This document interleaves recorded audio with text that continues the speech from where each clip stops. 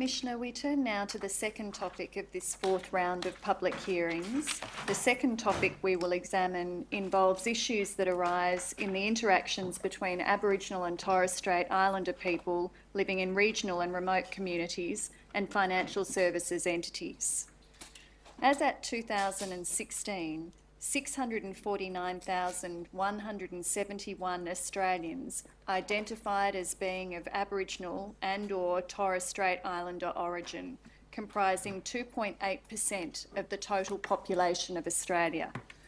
Whilst the majority of Aboriginal and Torres Strait Islander people live in New South Wales and Queensland, the Northern Territory has the highest proportion of Aboriginal and Torres Strait Islander people, with 25.5% of the Northern Territory population identifying themselves in this way. For this reason, and because a number of our case studies this week will involve witnesses from the Northern Territory, the Commission has chosen to hold this second week of hearings in Darwin. As with the other topic explored in this round of hearings, the Commission has consulted widely in order to identify and understand the issues that arise for Aboriginal and Torres Strait Islander people in their dealings with financial services entities. We'll provide further detail of this consultation later in this opening statement. The structure of this opening statement is as follows. First, we will explore some of the obstacles to accessing financial products and services that are experienced by Aboriginal and Torres Strait Islander people in remote and regional communities. Second, we will identify what the Commission has been told by representatives of those people and by the regulator about the experiences of Aboriginal and Torres Strait Islander people with financial services entities, including with particular financial products and services that are the subject of the case studies explored in these hearings. Third, we will identify the particular financial products and bank practices that are the subject of our case studies, and will explain some of the key features of the legal framework governing those financial products and practices. Fourth, we will summarise what financial services entities have told the Commission about their practices relating to their Aboriginal and Torres Strait Islander customers. Finally, we will briefly address the nature of the evidence that will be given over the remainder of this week by providing an overview of the case studies that we will examine. We turn first to obstacles encountered by Aboriginal and Torres Strait Islander people living in regional and remote communities when accessing financial products and services. Before doing so, we note that the Aboriginal and Torres Strait Islander population is as diverse as the broader Australian population, and not all Aboriginal and Torres Strait Islander people living in these communities will experience the obstacles that we will outline. As we explained last Monday in our opening address for this fourth round of hearings, as at the 30th of June last year, around 6.9 million people, or around 28% of Australia's population, lived in regional or remote areas. Of all people living in remote areas, there is a significant proportion of Aboriginal and Torres Strait Islander people. In 2011, 45% of people living in very remote areas and 16% of people living in remote areas identified as Aboriginal or Torres Strait Islander. As at June last year, only 4% of all branches of ADIs in Australia were located in remote or very remote areas. Only 7% of face-to-face services provided by ADIs were provided in remote or very remote areas. And finally, only 2% of ATMs in Australia were located in remote or very remote areas. In general terms, access to a bank branch, other face-to-face services and ATMs decreases as remoteness increases. A lack of access to appropriate and affordable financial services and products is often referred to as financial exclusion. Financial exclusion is frequently graded on a scale. 3 indicators of financial inclusion, which are used as markers on this scale, are whether a person holds a transaction account, a credit card, and general insurance. People who hold all three of these are considered fully financially included. People holding two of the three are considered marginally financially excluded, and people holding one of the three are considered severely financially excluded, with people holding none of the three fully financially excluded. Research done by the Centre for Social Impact between 2006 and 2013 indicated that women, young adults, and those living in capital cities were more likely to be severely or fully financially excluded. However, the Centre for Social Impact's research also found that Aboriginal and Torres Strait Islander Australians were overrepresented in the severely or fully financially excluded group. The research found that Indigenous Australians were around twice as likely as non-Indigenous Australians to be financially excluded. The Commission will hear evidence in these hearings from people who work with Aboriginal and Torres Strait Islander people about the factors leading to financial exclusion. Three important factors are financial literacy, geographic exclusion of people living in regional and remote Australia, and difficulties in providing the required identity documents to receive financial services. We will say more about each of these three factors, dealing firstly with financial literacy.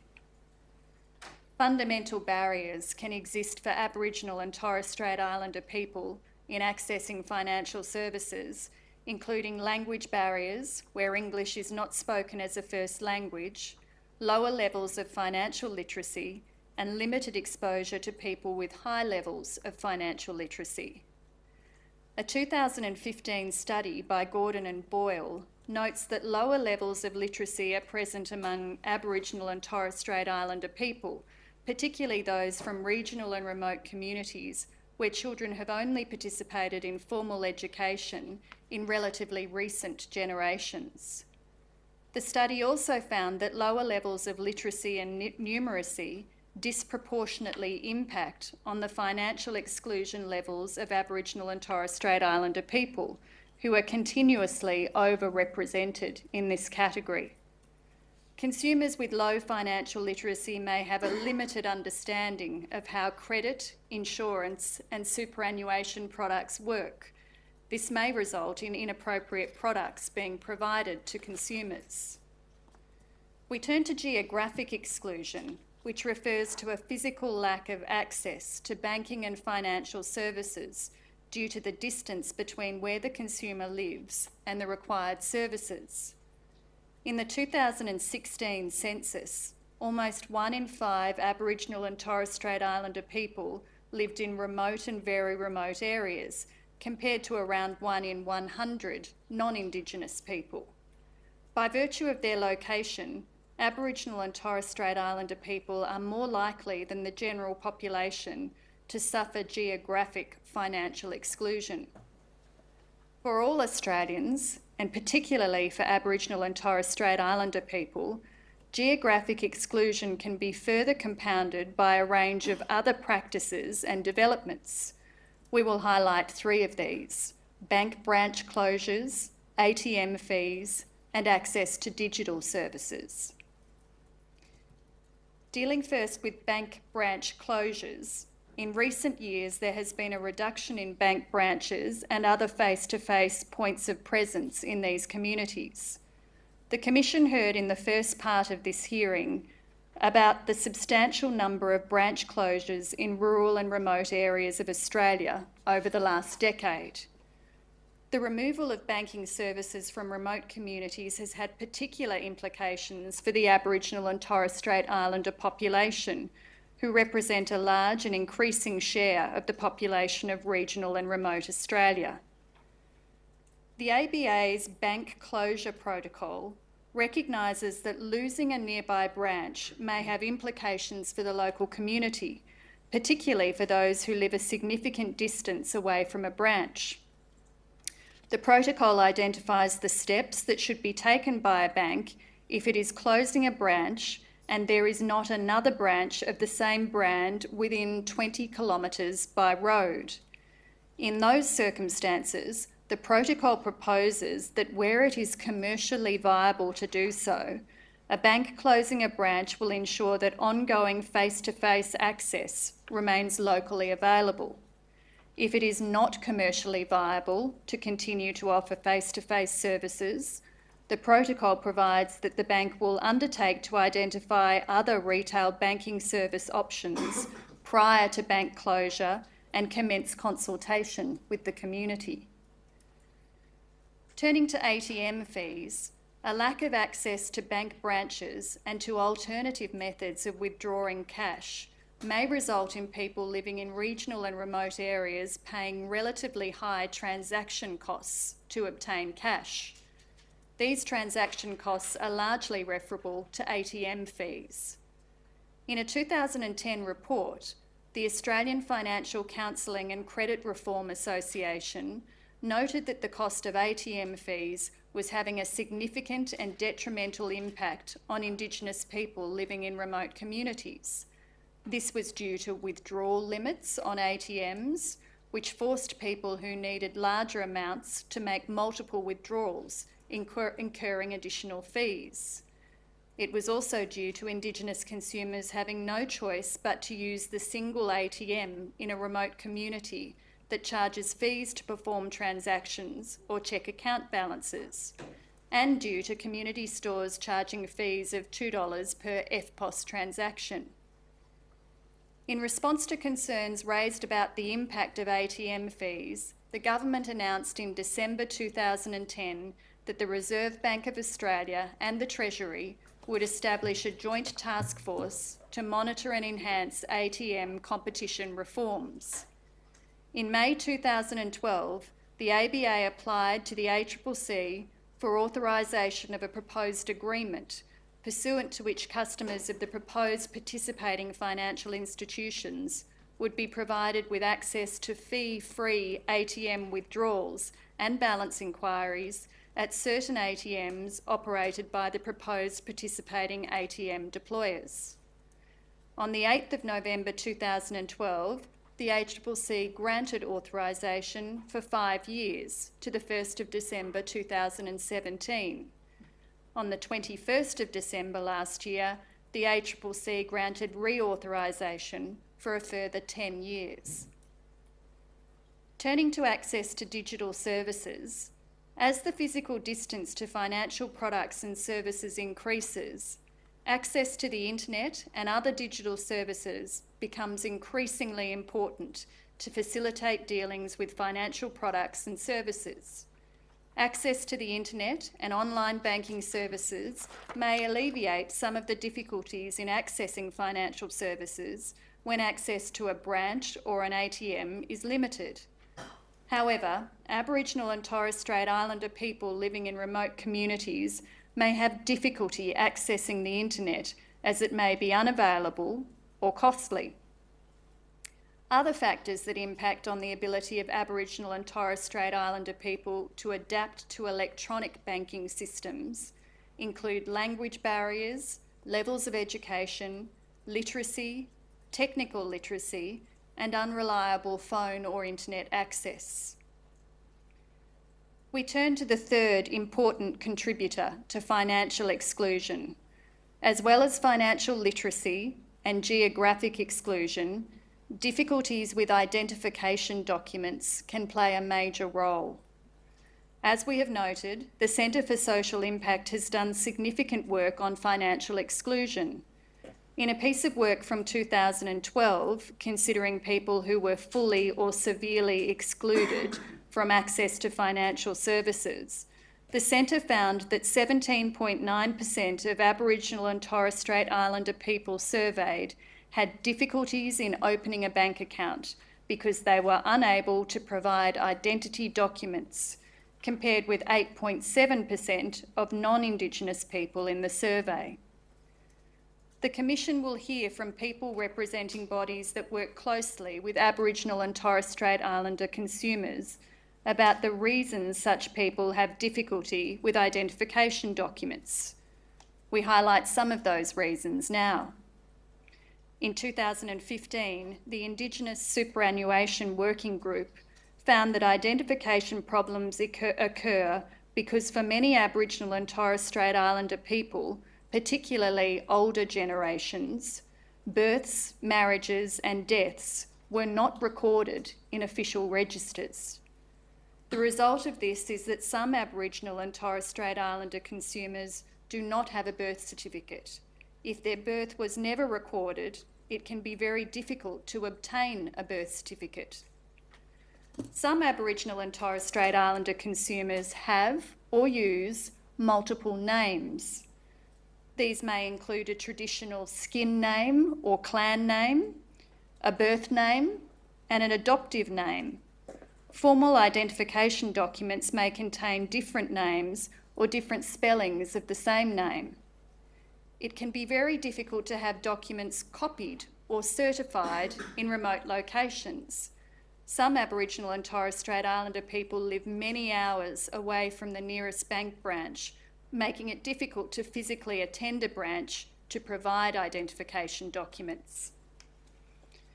Financial exclusion has a number of potential consequences.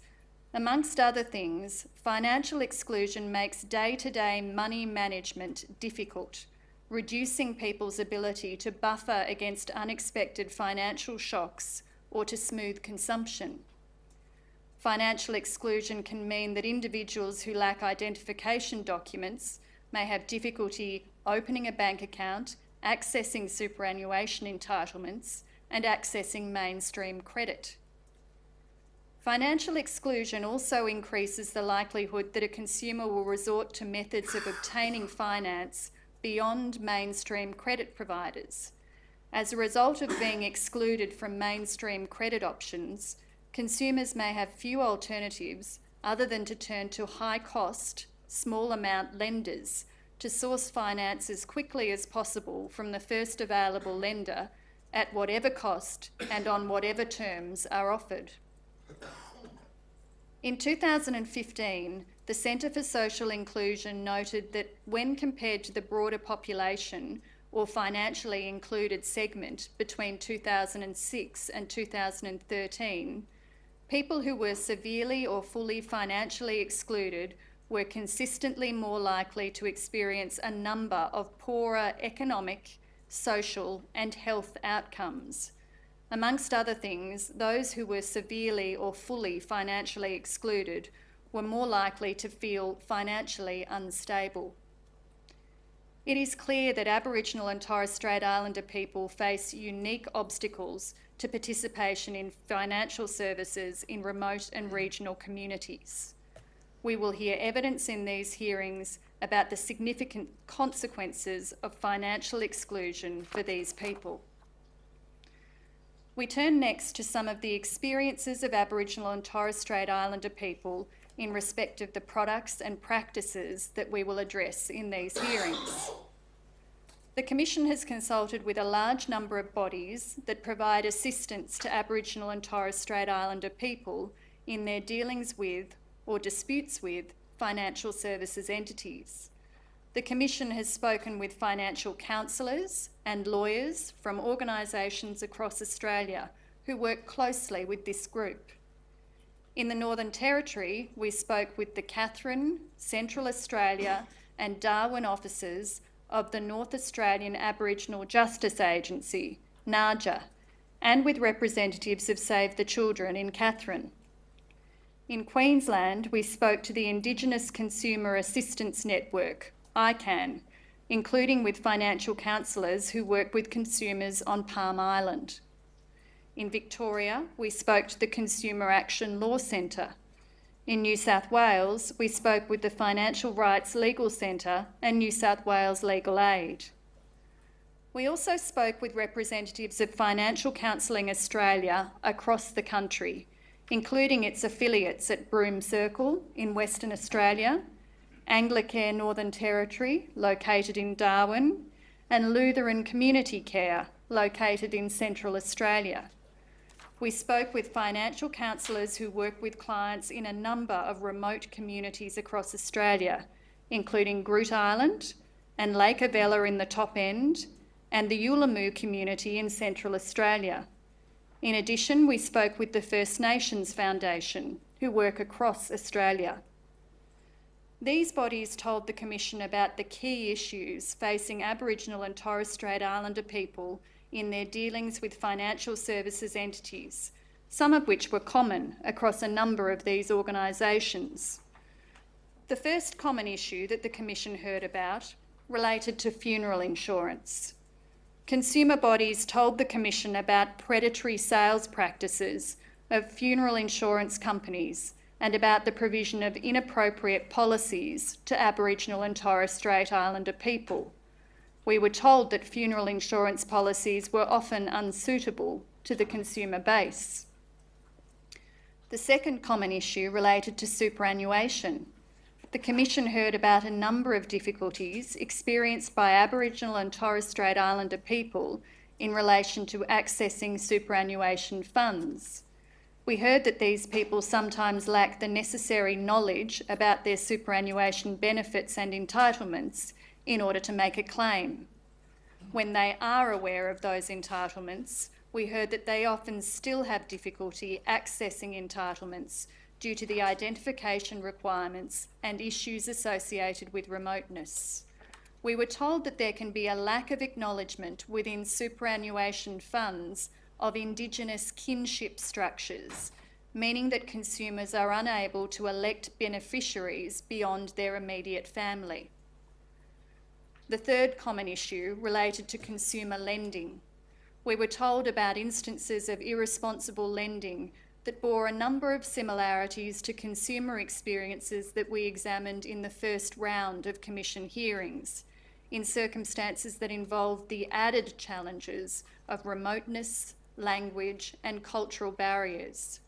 We heard that clients face problems with a range of consumer credit products, including car loans, credit cards, consumer leases, particularly those taken out to obtain essential household items such as furniture and white goods, payday loans, and in-store credit arrangements, including the practice of book-up. Book-up is a practice by which a supplier allows a customer to run up a tab and to pay for the goods or services later. Commissioner, we will not be considering consumer leases, payday loans, or in-store credit arrangements in these hearings because they do not fall within the terms of reference of the Commission. This is because, generally speaking, the entities providing consumer credit under those arrangements do not fall within the definition of a financial services entity in the terms of reference. Most relevantly for present purposes, those entities are generally not authorised deposit-taking institutions, nor entities which are required under the Corporations Act to hold an Australian financial services licence. The fourth issue identified by the groups with which we spoke related to banking fees and practices. We were told about issues associated with informal overdraft facilities and high dishonour and overdrawn fees. ATM fees associated with withdrawing cash and checking account balances appeared to be a particular concern in remote Aboriginal communities. We were also told about difficulties in meeting the identification requirements for opening a bank account. We were told that a significant amount of financial counsellors' time is occupied by assisting clients to verify their identity with financial services entities. We also sought information from ASIC about what it considered to be issues of particular concern affecting Aboriginal and Torres Strait Islander people in their dealings with financial services entities. ASIC told us that it receives information and complaints about issues affecting Aboriginal and Torres Strait Islander people from four main sources: complaints received by ASIC's Indigenous outreach program in the course of undertaking outreach work, complaints received by ASIC's Indigenous telephone and email helpline, complaints received by ASIC's Misconduct and Breach reporting team, and through stakeholder networks of Indigenous consumer advocates, financial counsellors, community legal centres and other government agencies. ASIC's Indigenous Outreach Program is a national team which undertakes surveillance and compliance activities, works with ASIC's enforcement teams to pursue enforcement action, works with the Money Smart team to produce financial literacy materials for Indigenous consumers, and undertakes project and policy work to improve the provision of financial services for Indigenous consumers. ASIC told the Commission that it has identified a number of issues in relation to the provision of funeral insurance policies to Aboriginal and Torres Strait Islander people. Since the 1st of January 2008, ASIC has received 37 complaints from consumers who identify as Indigenous or who were identified by their representative as Indigenous relating to funeral products. The particular issues raised were the use of inappropriate sales practices when selling funeral insurance to Indigenous consumers, 26 of the incidents, including misrepresentations and pressure selling tactics, and the sale of funeral insurance policies to Indigenous consumers in circumstances where the policy may be of little benefit to the policyholder, such as sales to Indigenous people under 20 years of age.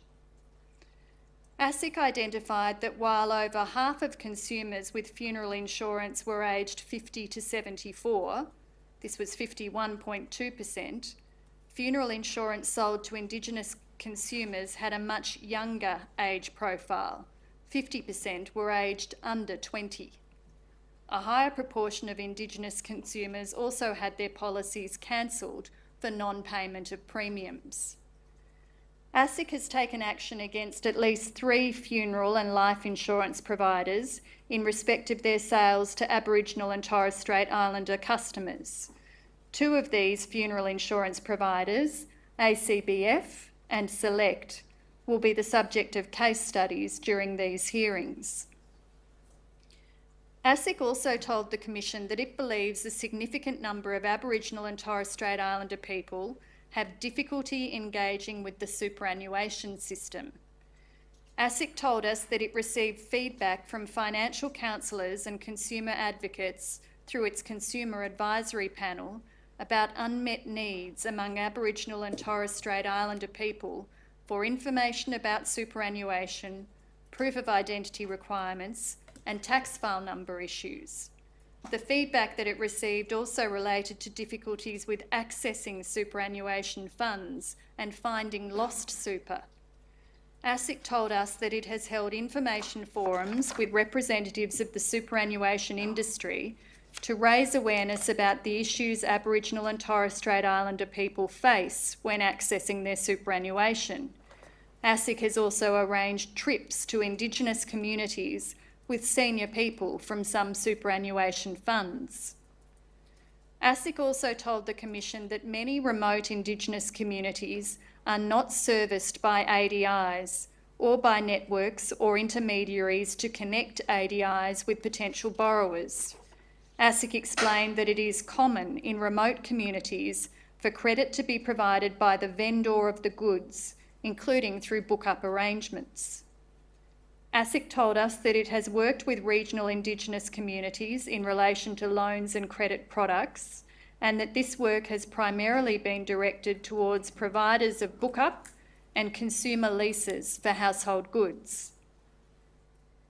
ASIC told the Commission that consumer advocates have notified it of Aboriginal and Torres Strait Islander clients who spend significant proportions of their income on bank fees. In particular, the lack of services and choice of ATMs means that fees for withdrawals and balance checking are frequently unavoidable. ASIC participated in a task force with Treasury and the Reserve Bank in 2010 to 2011.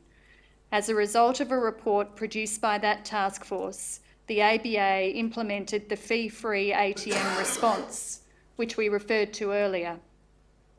This involved the provision of 84 ATMs by certain banks across very remote communities, at which cash withdrawals and balance inquiries could be made without charge.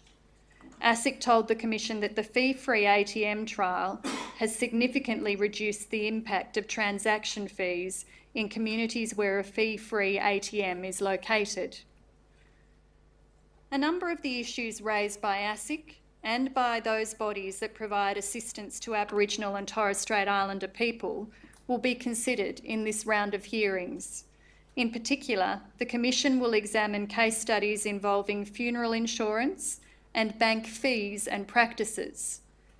Immediately after this opening, tomorrow morning, we will hear from a representative of ASIC's Indigenous outreach program and a representative of Financial Counselling Australia, who will provide further information about some of the issues faced by Aboriginal and Torres Strait Islander people in regional and remote communities in dealings with financial services entities. We turn now to the particular financial products and practices of financial services entities that we will examine in these hearings. In this part of our opening address, we will also outline some key aspects of the legal framework that relate to the subject of our case studies. The first product which we will consider in the case studies is funeral insurance. Funeral products assist consumers to ensure that there is sufficient money available to cover the cost of their funeral. In addition to funeral insurance, other types of funeral products include prepaid funerals and funeral bonds. Funeral insurance is sold directly to consumers and is a type of life insurance. There are two types of funeral insurance: funeral life insurance and funeral expenses insurance. In general terms, when a consumer purchases funeral life insurance, they nominate a chosen benefit amount, such as $5,000, $10,000 or $15,000. The sum insured is typically much lower than for other life insurance products, as it is intended only to cover the cost of a funeral and burial or cremation. The consumer makes regular payments to the provider of the funeral insurance. Premiums are generally payable fortnightly, monthly or annually. On the event of the death of the person insured, if it occurs during the period of the policy, the benefit amount is paid to a nominated beneficiary who can spend the money however they choose. This differs from funeral expenses insurance. Here, the benefit paid is an indemnity for funeral expenses up to a specified limit.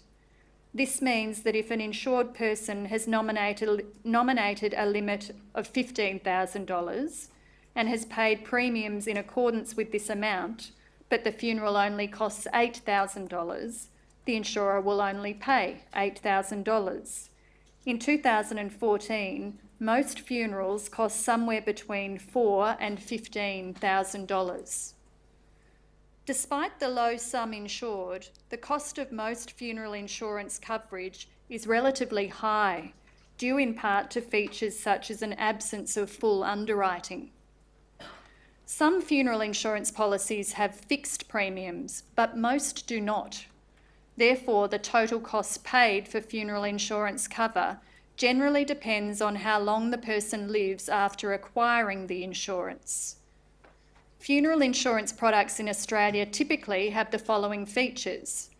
The premium payable depends on the age and sometimes gender of the applicant and the sum insured.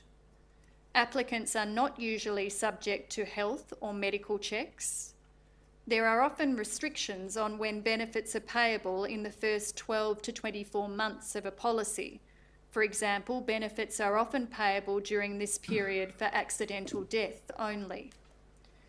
Similar to other types of life insurance, the premiums are ongoing and often stepped.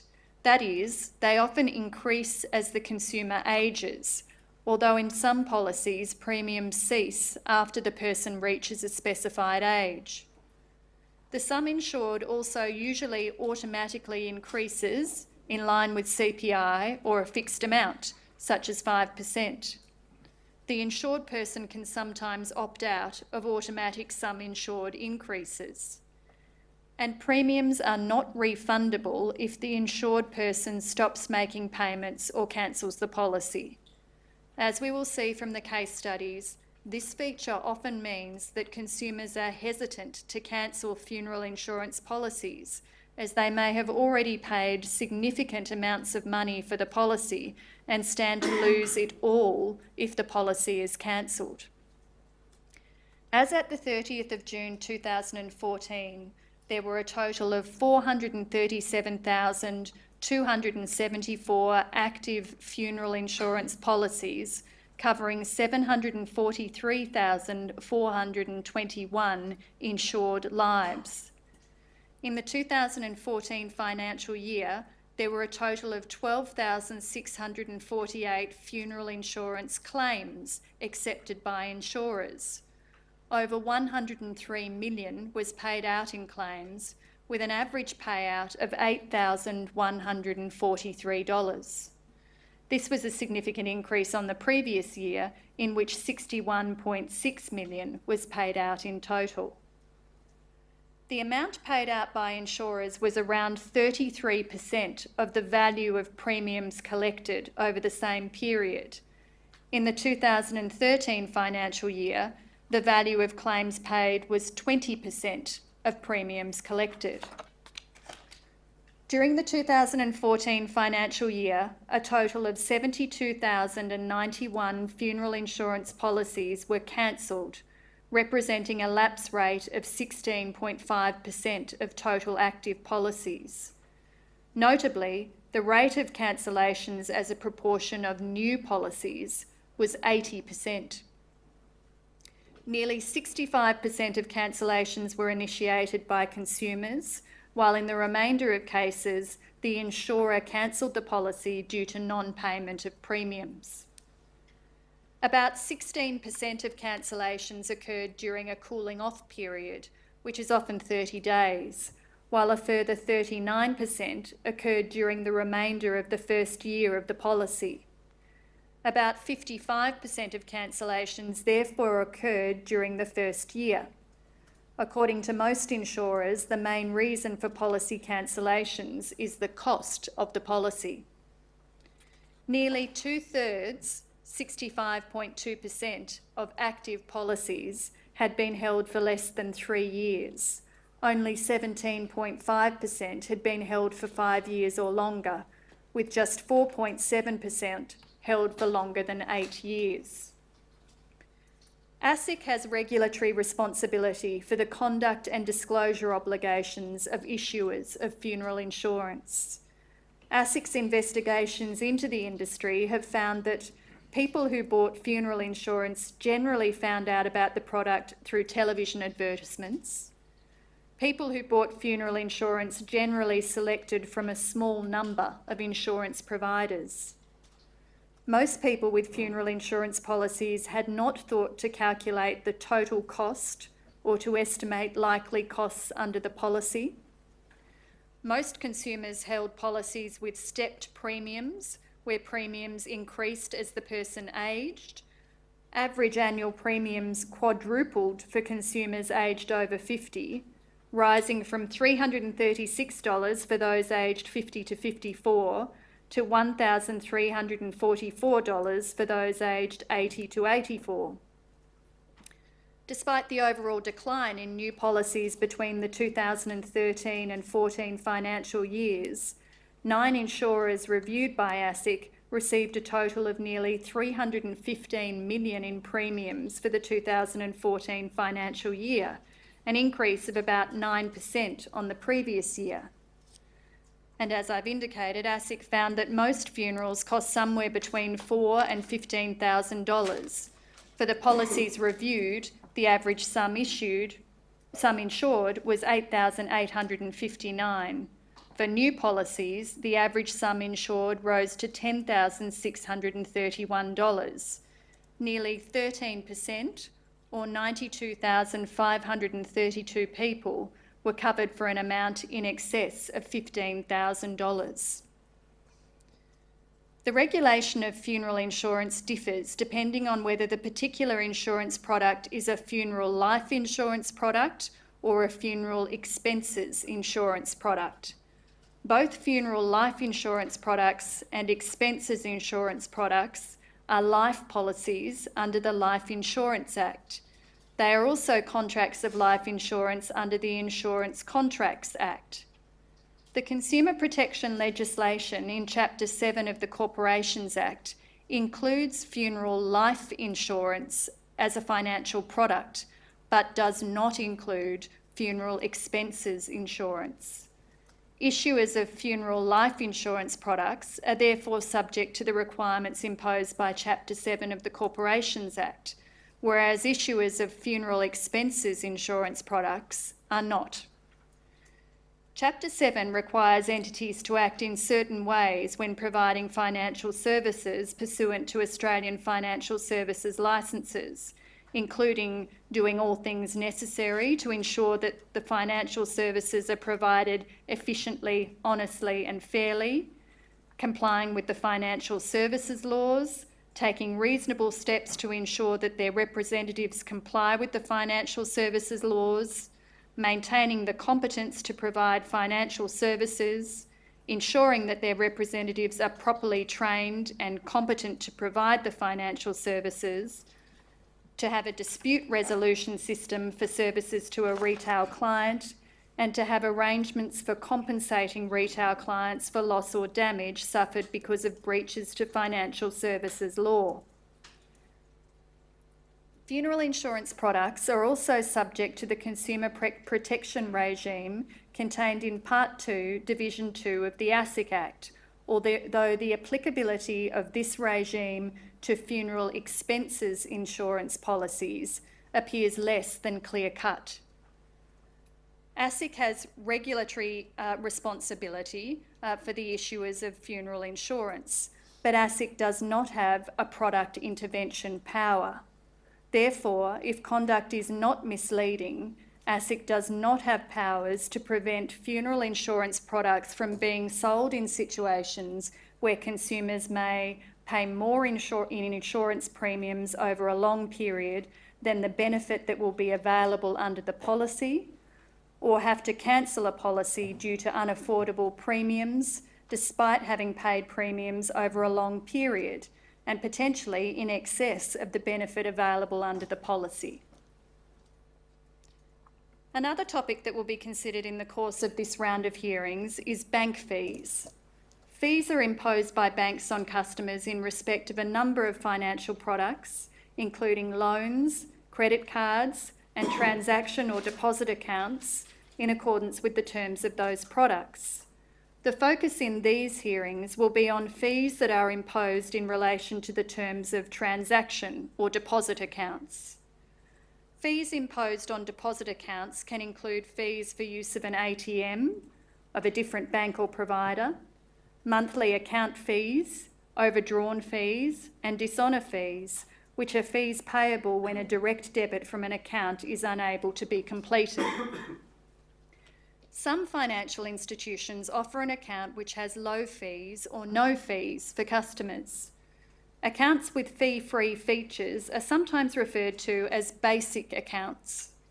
A basic account provides eligible customers with an account into which they can receive their government benefit payment and access free banking transactions. Basic accounts might offer no account keeping fees, free monthly statements, no minimum deposit amounts, and no overdrawn fees. The Reserve Bank conducts an annual survey on bank fees, which provides information on the fees earned by banks through their Australian operations. The 2016 survey, published in June last year, included 16 institutions, being 90% of the Australian banking sector by balance sheet size.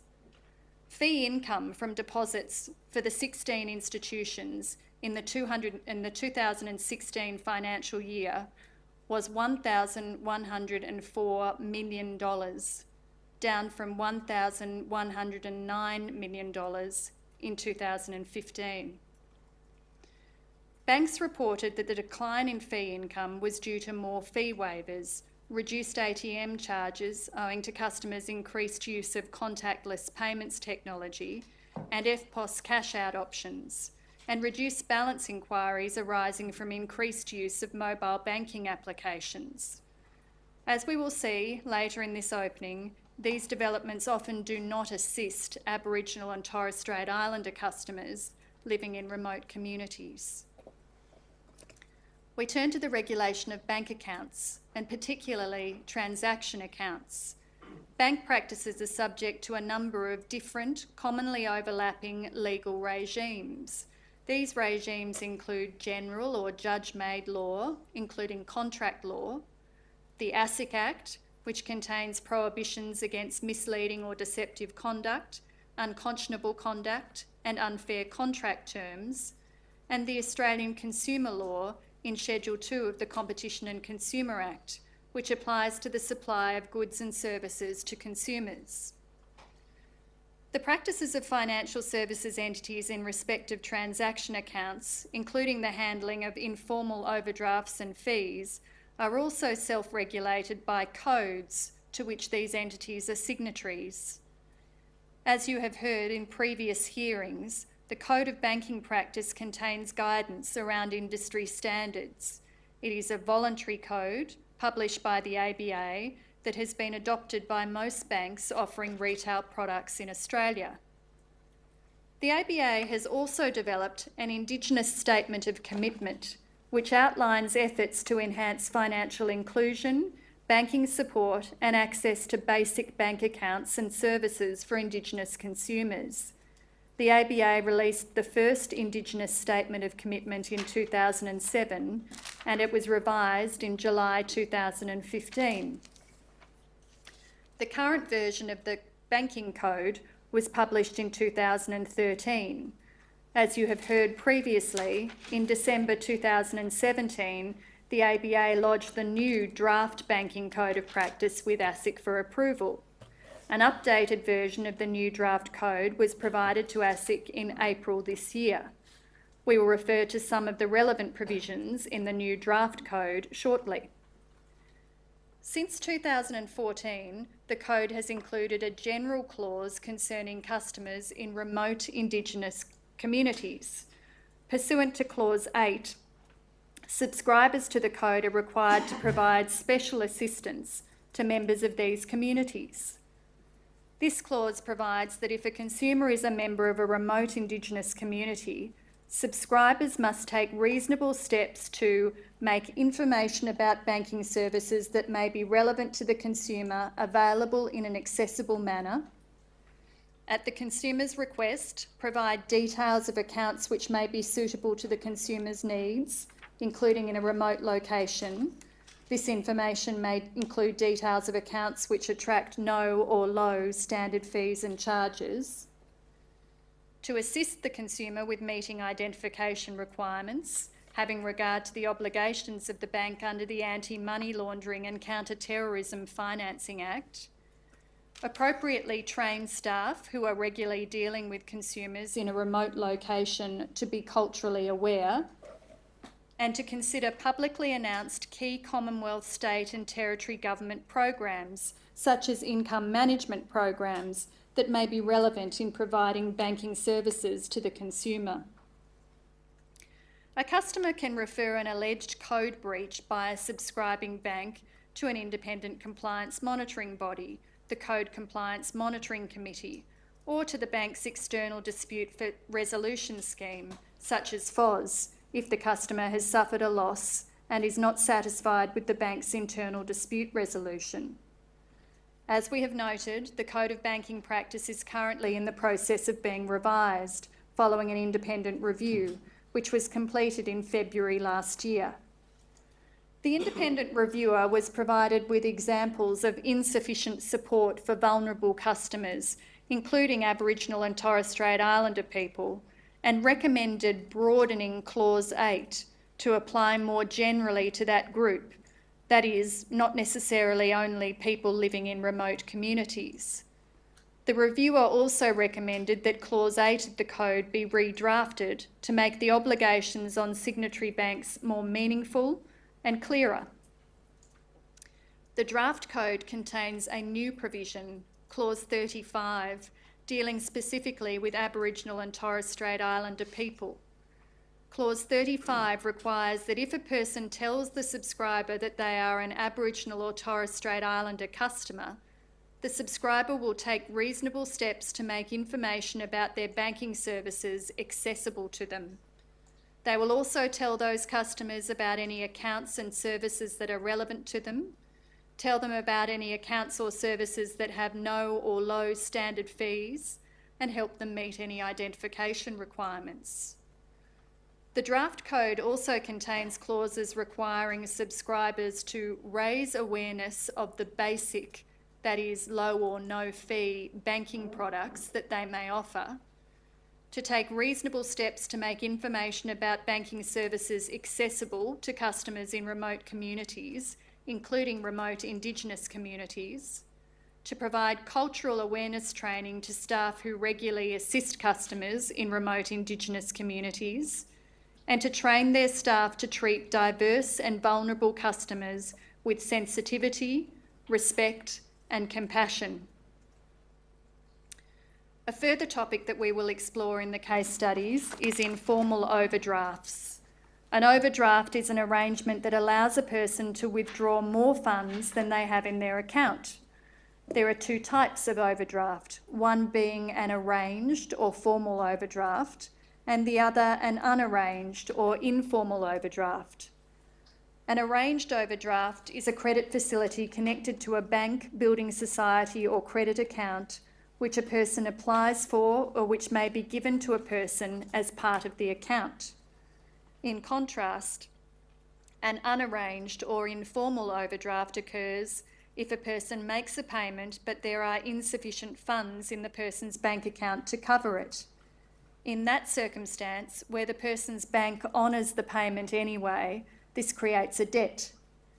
While financial services entities have different policies in relation to unarranged overdrafts, many cheque or savings accounts permit some form of unarranged overdraft to take place. Penalty fees for exceeding a person's available balance can be anywhere from $10 to $30. Some banks do not charge a penalty fee but impose a penalty interest rate on the overdrawn amount. Unlike formal credit products, the amount overdrawn plus the penalty fee is usually repayable immediately. The Department of Human Services, the Department of Veterans Affairs and representative bodies have developed and endorsed a code of operation that applies to the recovery of debts from a person receiving an income support payment or Veterans Affairs payment. The Code of Operation applies to the recovery of debts that arise from customers' accounts where no repayment arrangement already exists and applies to bank practices in respect of informal overdrafts. The Code of Operation is endorsed by the ABA for member banks and is a non-legally binding statement of best practice between the Department of Human Services, the Department of Veterans Affairs, and the representative bodies on behalf of relevant ADI members. Pursuant to the Code of Operation, the default position is that a customer should be able to retain at least 90% of their income, support payment, or Veterans Affairs payments in any fortnightly period. Where the ADI is unable to contact the customer about the debt, the maximum repayment amount that may be deducted from the customer's fortnightly payment will be the amount equal to 10% of that fortnightly payment. If the ADI does not contact the customer or is unsuccessful after reasonable efforts have been made, the ADI may determine a deduction amount that is no more than 10% of the customer's fortnightly payment. Alternatively, an ADI may freeze the account in cases where reasonable efforts to contact the customer or their authorised agent have been unsuccessful. A frozen account must be reinstated as soon as the customer makes contact to arrange for the repayment of the debt. The ADI may contact the customer or vice versa and negotiate a payment arrangement for any amount agreed between them, subject to the following. The ADI will not require repayments that are greater than 10% of the customer's fortnightly income support payment or Veterans Affairs payment without first establishing that a higher amount is reasonable and appropriate in the customer's circumstances. When considering if a repayment amount of greater than 10% of the customer's fortnightly payment is reasonable and appropriate, the ADI may consider factors including the customer's needs, taking into account that the intent of income support payments is to ensure access to essential items such as basic food and shelter, and the need to maintain this for welfare recipients.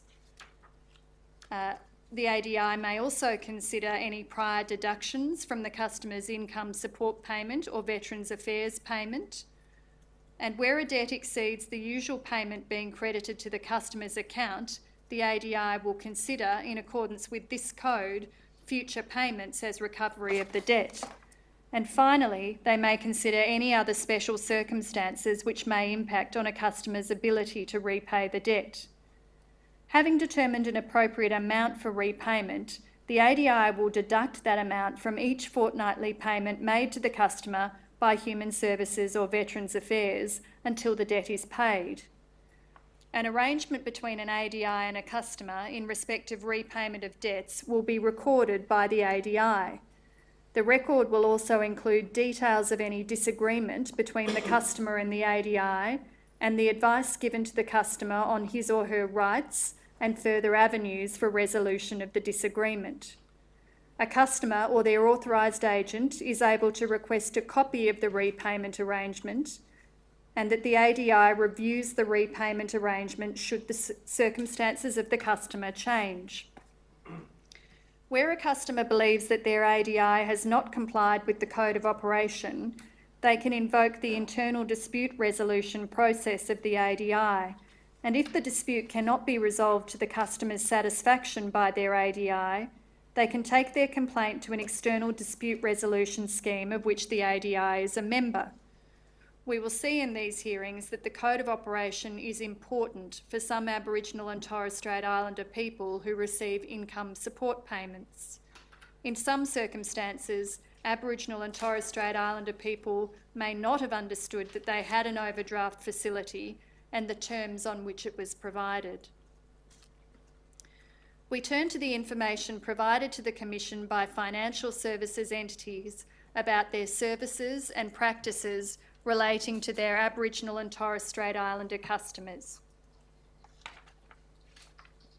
In response to a letter from the Commissioner asking financial services entities to identify cases of misconduct and conduct, practices, behaviour or activity that has fallen below community standards and expectations, only a small number of entities disclosed conduct relating to Aboriginal and Torres Strait Islander people. This may, in part, be because financial services entities do not generally collect information about whether their customers identify as Aboriginal or Torres Strait Islander people. We will summarise some aspects of the responses and statements received from the entities in respect of their interactions with Aboriginal and Torres Strait Islander people. We start with ANZ. ANZ provided two statements to the Commission from Tony Tapsell, General Manager, Retail Branch Network, Northern Queensland and the Northern Territory. ANZ told the Commission that it operates branches and agencies in 19 remote communities in Australia and that it does not generally record the race or ethnicity of its customers.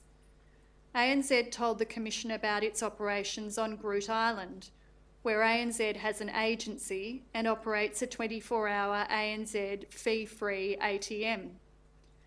ANZ offers a fee-free everyday transaction account to customers receiving certain government benefits called an ANZ Access Basic account. This is an account commonly used by customers living on Groote Island.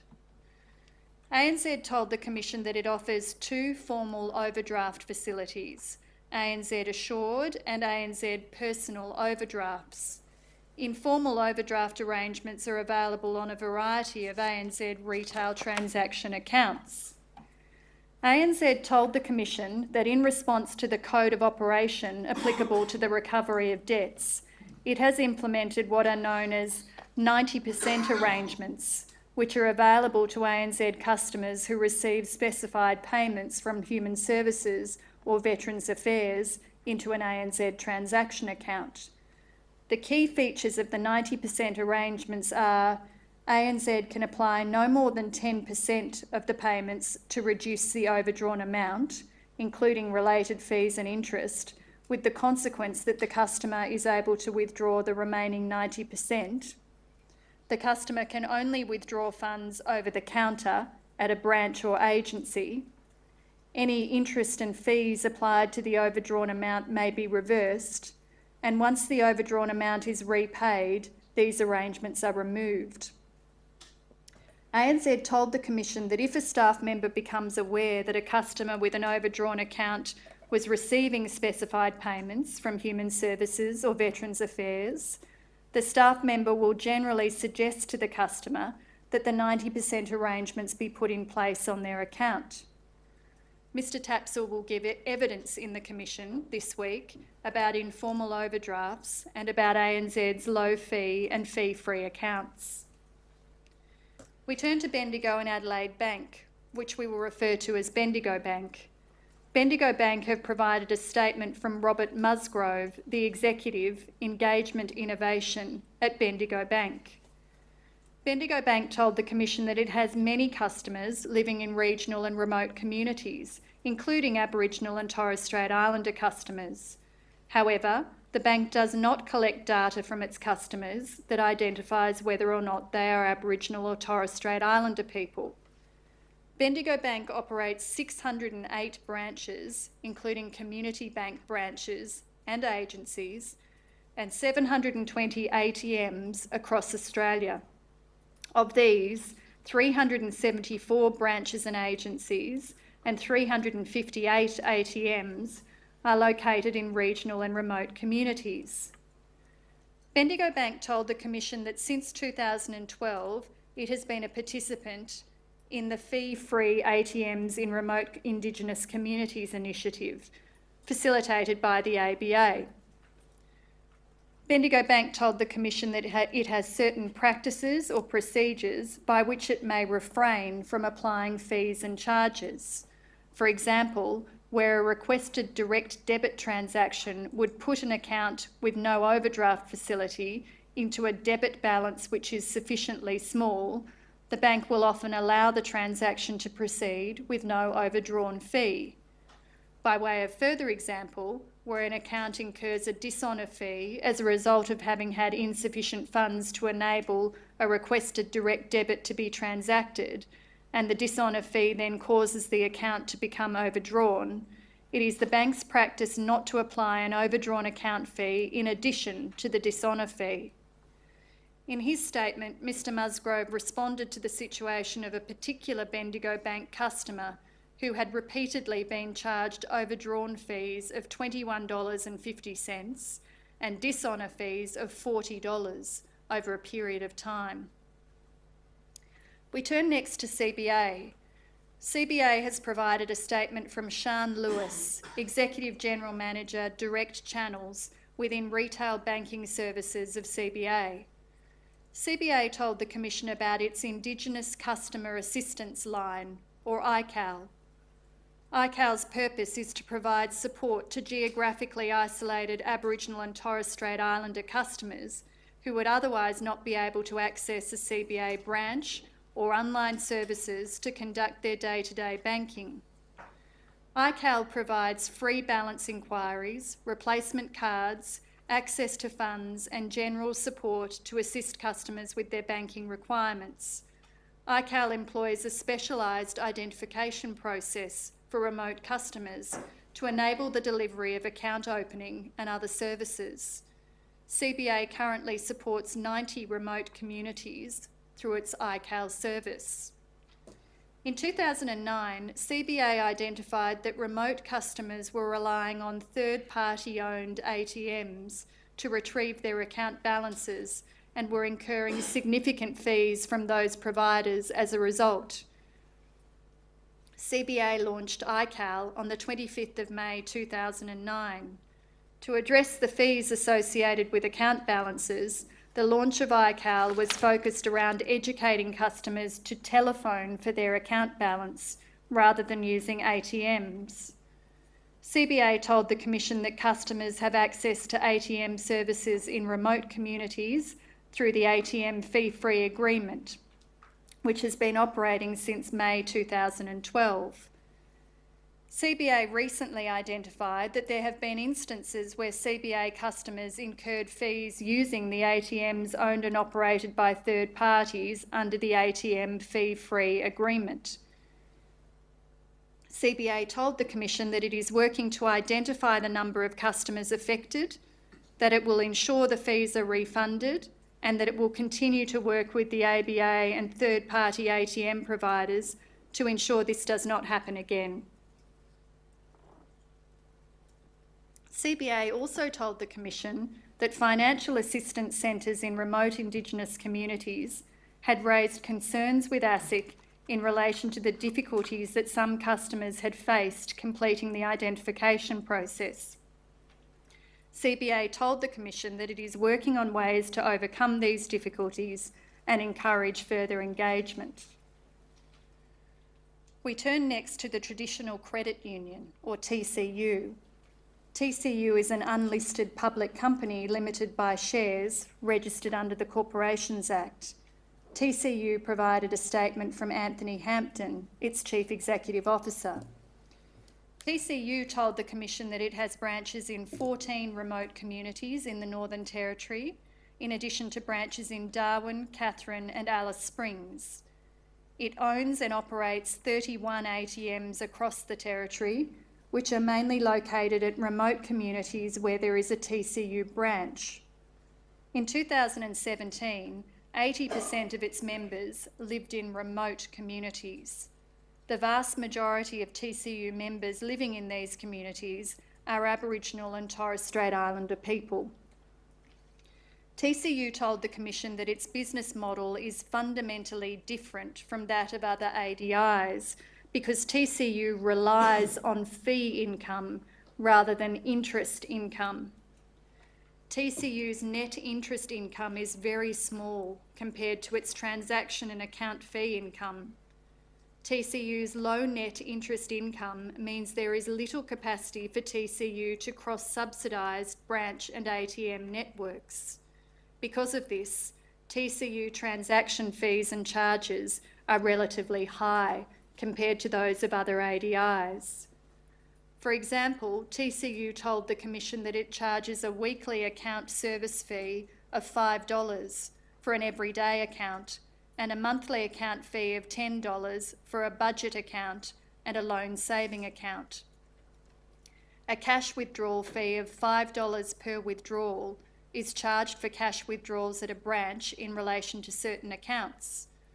TCU charges members an overdrawn account fee of $20 and $30 for the dishonour of a direct debit or cheque. TCU members are not charged a fee for cash withdrawals or for checking an account balance from TCU-owned ATMs. We turn finally to Westpac. Westpac provided a submission to the Commission in which it acknowledged that ASIC had raised concerns in 2015 about its provision of car loans to 2 Indigenous customers in remote communities. Westpac considered that these loans were unsuitable for the customers and should not have been approved.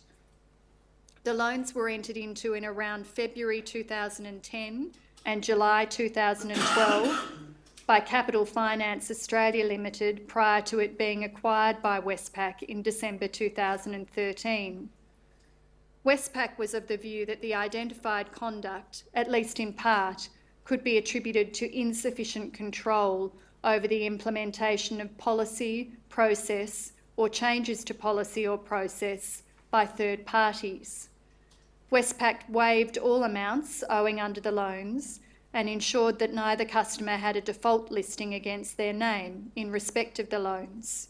Westpac told the Commission that it has undertaken a review of a sample of regional accounts in a serious arrears position to identify any car finance responsible lending issues. In addition to receiving and analysing the submissions and statements received from these and other entities, the Commission issued 43 notices to produce documents to 18 entities.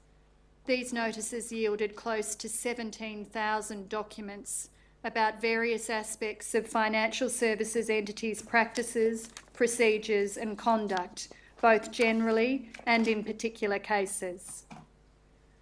We turn now to the particular case studies through which the conduct of financial services entities in relation to Aboriginal and Torres Strait Islander people will be addressed. The first case study will examine the conduct of the Aboriginal Community Benefit Fund with respect to funeral insurance plans that it offers to customers throughout Australia, including Aboriginal and Torres Strait Islander customers. The Commission will hear evidence from Tracy Walsh, an Aboriginal woman, about her dealings with ACBF both prior to and following her signing up for an ACBF plan. The Commission will also hear evidence from Bryn Jones, a current director of ACBF.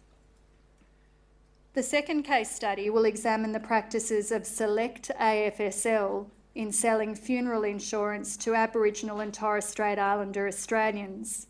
The Commission will hear evidence from Kathy Marika, a Yolngu woman who grew up in northeastern Arnhem Land, about her experience in being sold funeral insurance policies which she did not understand and could not afford, and her experience in respect of the referral sales program in use by Select at that time.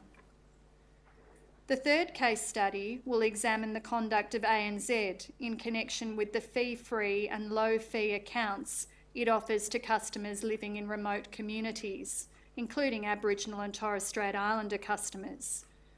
The Commission will hear evidence from T. Doe, a senior family support worker at Save the Children. Ms. Doe will explain the difficulties experienced by one of her clients, an Aboriginal woman from a remote community, when trying to open a no-fee account at the Katherine ANZ branch. The final case study will examine the conduct of ANZ in connection with the provision of formal and informal overdrafts to customers living in remote communities, including Aboriginal and Torres Strait Islander customers. The Commission will hear evidence from Mr. Phil Bowden, a financial counsellor at Anglicare Northern Territory, about Aboriginal and Torres Strait Islander customers who have been granted overdrafts by ANZ. As we have already indicated, the Commission will also hear evidence from Tony Tapsell, the General Manager, Retail Branch Network, Northern Queensland and Northern Territory. Commissioner, tomorrow morning, before moving to these case studies, we intend to call 2 witnesses with experience working with Aboriginal and Torres Strait Islander people in remote and regional communities. Those witnesses are Mrs. Linda Edwards of Financial Counselling Australia and Mr. Nathan Boyle of ASIC. That concludes the opening statement, Commissioner. Thank you very much, Ms. Orr. What time tomorrow? 10 o'clock should be fine. Thank you, Commissioner. I hope. We're going soft in the territory, are we, Ms. Orr? 10 o'clock it is then. Thank you, Commissioner. 10 o'clock tomorrow.